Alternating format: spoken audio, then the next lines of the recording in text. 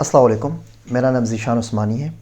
میری باتیں سننے کا شکریہ۔ آج میں آپ کو بڑی انٹرسٹنگ بات بتاتا ہوں۔ اب بچوں کو غور سے دیکھا کریں، جب بھی ماں اور باپ میں سے کوئی بات کر رہا ہوتا ہے اور باپ بیٹے کو اگر ڈانٹتا ہے، بچے کو یا بیٹی کو، تو وہ سیدھا ماں کے پاس جاتا ہے اور باپ کی شکایت کرتا ہے۔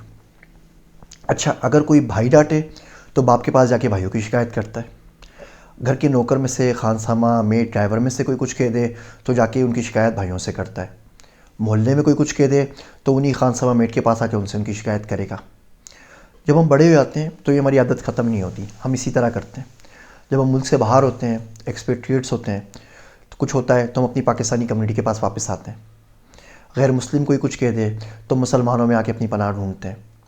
جب ملک کے اندر آ جاتے ہیں، غیر صوبے والا کوئی بات کر دے تو اپنے صوبے والے کے لوگوں کی تعریف کرتے ہیں۔ باہر والا کوئی بات کر دے تو ہم اپنے رشتہ داروں برادری کا رخ کرتے ہیں۔ رشتہ دار کوئی گرم بات کر دیں تو ہم اپنے ماں باپ کی طرف دیکھتے ہیں، اپنی جو امیڈیٹ فیملی ہوتی ہے، بیوی بچوں، ان کی طرف دیکھتے ہیں۔ اور جب اندر سے چوٹ پڑتی ہے نا گناہوں کی، پھر اللہ کی طرف دیکھتے ہیں، پھر اللہ کی طرف رخ کرتے ہیں، جو 70 ماؤں سے زیادہ پیار کرتا ہے۔ یہ جو گناہ ہوتے ہیں نا، یہ بڑے کام کی چیز ہوتے ہیں اور ان کو انڈر اسٹیمیٹ بالکل بھی نہیں کرنا چاہیے۔ یہ بندے کو بندہ بنا کے رکھتے ہیں، ورنہ بندہ اپنے آپ کو ولی سمجھنے لگے اور اتار ہو جائے۔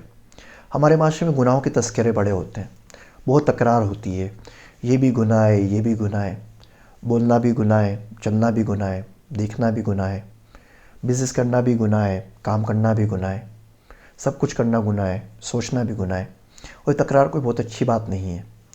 دیکھیے، جنگوں میں اصول ہوتا ہے کہ جنگوں میں ریٹریٹ ہوتی ہے۔ دن بھر آپ لڑتے ہیں، شام کو آرام کرتے ہیں، اپنی لاشیں اٹھاتے ہیں، جو بھی ہوتے ہیں، زخم پہ مرہم پٹی کرتے ہیں، پھر صبح ہوگی، پھر سے لڑیں گے۔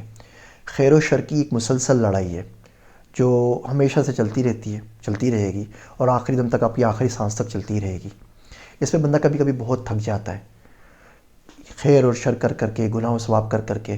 کبھی اپنے آپ کو بالکل تمام چیزوں سے باہر نکال کے ریٹریٹ کر لینی چاہیے کہ بندہ خود سوچے آرام سے بیٹھ کے کہ زندگی کس ڈگر کے اوپر چل رہی ہے، کیسے اپنی زندگی کو بہتر کر سکتا ہے، کیسے زندگی میں گناہ کم کر سکتا ہے اور نیکیوں کو آگے لا سکتا ہے۔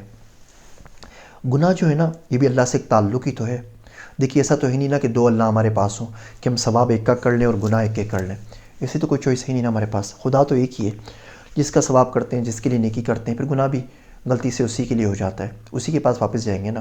دیکھیں، آپ 5ویں پارے کی نا آخری آیت دیکھیں جو ما یفعل اللہ سے شروع ہوتی ہے۔ اس کا ترجمہ بنتا ہے کہ اللہ کو کیا پڑی ہے کہ اللہ تمہیں عذاب دے۔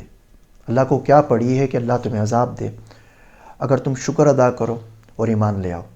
اب دیکھیے، شکر جو ہے وہ ایمان سے بھی پہلے آیا ہے، یعنی کہ اگر آپ شکر ادا کرتے رہیں تو ایمان کی توفیق ہو جائے گی۔ اب اللہ نے یہاں کہیں ذکر نہیں کیا کہ تم توبہ کرو، استغفار کرو، گناہوں کو چھوڑ دو، ایسی کوئی بات ہی نہیں کی۔ اللہ نے کہا ہے، میں تھوڑی کہہ رہا ہوں، ہم نے تھوڑی کہا، اللہ نے کہا ہے نا، تم شکر ادا کرتے رہو تو ایمان لے کر آؤ، میں تمہیں عذاب نہیں دوں گا۔ اللہ خود بولتا ہے، مجھے کیا پڑی ہے تمہیں عذاب دینے کی، میں تمہیں عذاب کیوں دوں گا اگر تم شکر ادا کرتے رہو اور ایمان لے کر آ جاؤ تو۔ بس اس بات کو پلے سے باندھ لیں۔ فقہا کہتے ہیں، گناہوں کی وہ سوچ اور وہ خیال کہ بعد آدمی اپنے گناہ کو بار بار سوچتا رہے، خود گناہ کا باعث بنتے ہیں۔ وہ اس کو اتنا سوچتا ہے کہ پھر اس سے لطف اٹھانے لگتا ہے، وہ اتنا سوچتا ہے کہ اتنا مایوس ہو جاتا ہے کہ نعوذ باللہ اس کو لگتا ہے اس کے گناہ بڑھ گئے ہیں، اللہ کی رحمت کم پڑ گئی ہے۔ اتنا نہیں سوچنا چاہیے۔ ایک دفعہ گناہ ہو گئے تو ہو گئے، بس اب آگے چلے، استغفار کرے اور کچھ بھی نہ کرے۔ آپ کو ایک کام کی بات بتاؤں، وہ نیکی جو ادعا پیدا کرے، یعنی کہ دعویٰ، کلیم پیدا کرے، اس سے وہ گناہ بہت بہتر ہوتے ہیں جو توڑ کے رکھ دیں۔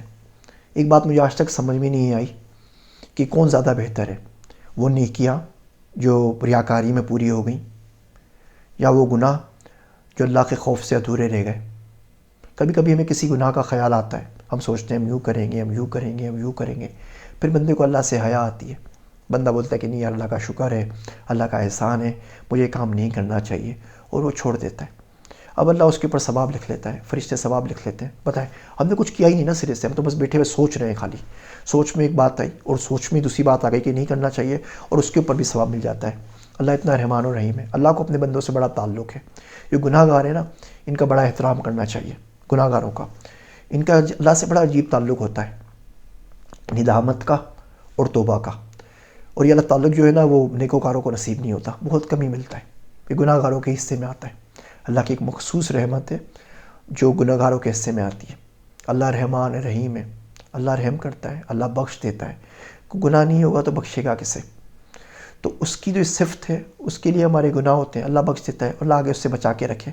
میں کہیں سے بھی یہ موٹیویٹ نہیں کر رہا کہ گناہ کرنے چاہیے، میں صرف اتنا کہہ رہا ہوں کہ گناہ گاروں کی تحقیر نہ کیا کریں۔ کون کب کس حال میں کہاں سے گزر رہا ہے کچھ نہیں پتہ ہوتا، ہو گیا۔ جن لوگوں کو قدرت نے ڈھیل دے رکھی ہے آپ ان لوگوں کا احتساب نہ کریں۔ بار بار ہر شخص کے اوپر کمنٹ کسنا، اس کو گناہ یاد دلانا بالکل بھی اچھی بات نہیں ہوتے۔ اور ہم تو پاکستانی بیچارے بڑے شریف قسم کے لوگ ہوتے ہیں نا، ہمیں تو عیاشی کی ڈیفینیشن ہی الگ ہے۔ باہر ملکوں میں ہم رہتے ہیں تو الگ ہوتی ہے، پاکستان میں الگ ہوتی ہے۔ پاکستان میں عیاشی کہتے ہی کس ہے؟ علاج کروا لیا، امی ابو کو حج پہ بھیج دیا، گھومنے کے لیے چلے گئے، بس ادھر آ کے ہماری عیاشی ختم ہو جاتی ہے۔ ہم گناہ کرنے سے پہلے بھی اللہ میاں سے ڈر رہے ہوتے ہیں، گناہ کے بیچ میں بھی اللہ میاں سے ڈر رہے ہوتے ہیں، اور گناہ کے بعد بھی اللہ سے توبہ استغفار کر رہے ہوتے ہیں۔ گناہ کو جو لطف ہے نا وہ بھی نہیں لے سکتے، تو نیکیاں تو کوئی ہے نہیں، تو آئیے اللہ سے گناہوں کے صدقے دعا مانگتے ہیں کہ اللہ ہمیں ہمارے بے لطف اور ادھورے گناہوں کے صدقے بخش دے جو تیری وجہ سے کبھی پورے نہیں ہو سکے۔ امید ہے یہ مشکل باتیں آپ کو سمجھ میں آ رہی ہوں گی۔ آپ سب کا ذیشان عثمانی۔